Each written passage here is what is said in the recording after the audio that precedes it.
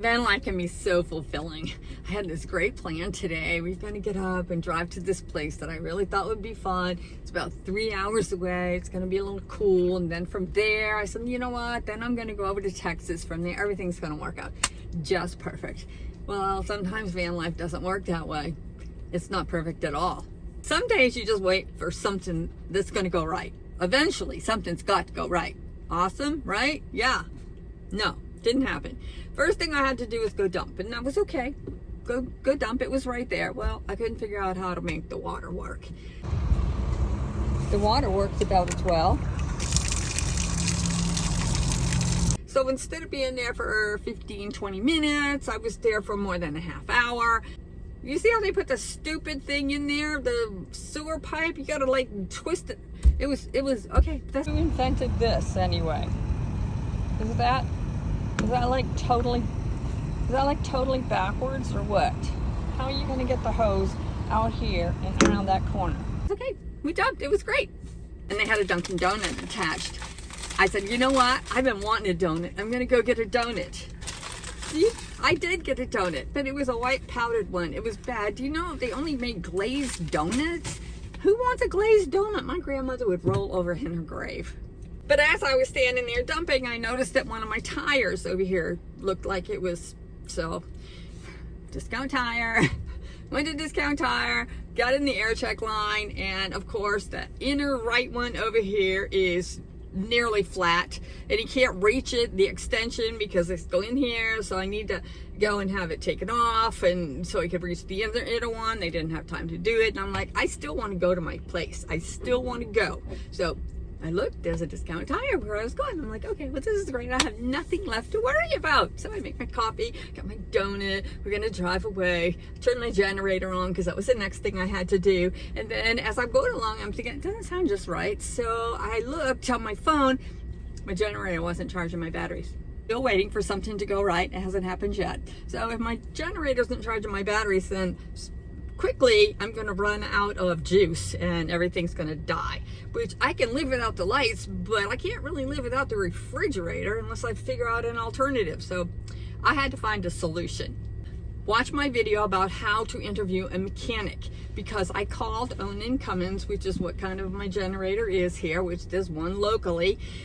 And I talked to the girl to make appointments, and she's like, well, we can get you in tomorrow at 4:45. And I'm like, I want to talk to the service manager.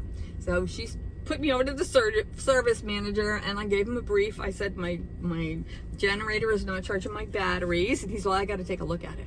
I'm like, well, in your expert opinion, if my generator is not charging my batteries, what do you think it could be? So then he starts listing the things that it could be, which weren't very many, because he thought maybe it would have more to do with something that's van related, not generator related. But he said you could bring it on in, and we will hook the generator up, and we can see if it has an output, which then we would know if it's the generator or not. I'm like, okay, so let me ask you this. How much is diagnostic? He said, well, it's a 2-hour minimum, and our hourly rate is $216. So for $432, I could drive over there and they could test it and see if it worked. $432, I think not.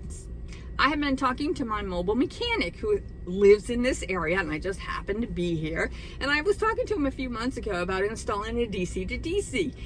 And so I texted him and I said, did you look that up? How can we do that? And he said, yeah, you got the Victron. It should work, no problem. And he said, I'm going to be out of town for the next 2 days, so I'll contact you when I get back, and then we can talk about it. So I'm thinking I can go and see if my generator is charging, or if it's have output, or for $430 some, or I can spend the same amount of money and go have a DC to put in and not worry about the stupid generator. I've had 2 fans and 4 generators, so I've had some experience with this generator, and I have a reset breaker, and sometimes I've had trouble with that, and if that gets weak and it trips, then it won't charge my battery. So I said, you know what, I'm gonna look and see if that's what it was. Sure enough, it was tripped. So I said, okay, well, now all I need to do is get one of those resets, and I can then charge my batteries with my generator. So everything's all set, right? But just in case, the first thing I did was order one on Amazon to have it sent to a locker nearby. This is Monday. It won't get here until Friday. Friday without a generator, without batteries. So I have solar, but it's not enough. I need to get more solar. Anyway, so I went to 2 local RV places to see if they had them, and they're like, no, I haven't seen one of those ever. And I'm like, okay, well, that's fine then.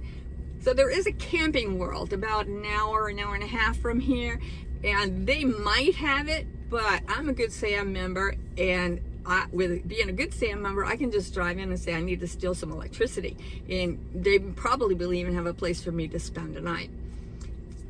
So right now we're headed to Good Sam, which is about an hour or more away from here, to see if they have the part, which would be perfect. If they don't, I'm going to need to steal some electricity, and then I'm going to have to continually to steal the electricity every couple of days in order to wait until Friday. So final leg, here we go. I had to make this start and make this video before I forgot all the stupid stuff that's happened. So my tire, I didn't get that fixed, but I got 2 on the back, so it should be okay for a day or 2.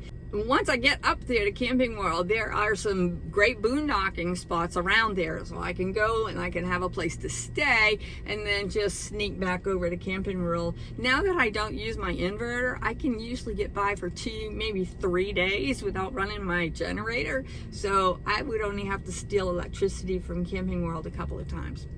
I have lived in my van for 6 years, and I have figured out how to finagle, how to get what I need when I need it, how to make things work. So hopefully come with me on our final journey to make sure that I can steal some electricity at Camping World. Let's go. Awful drive. Oh, but wish me luck. Here we are. I'm very sorry to say that was a bust. It's just a little small Camping World. They don't have anything here. I had no idea I wouldn't have come. So we gotta go to plan B, C, D, E, F.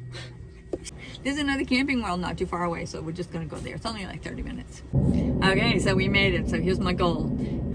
Part, electricity, and a place to stay. So come on, let's do it. Getting a little bit of a charge here.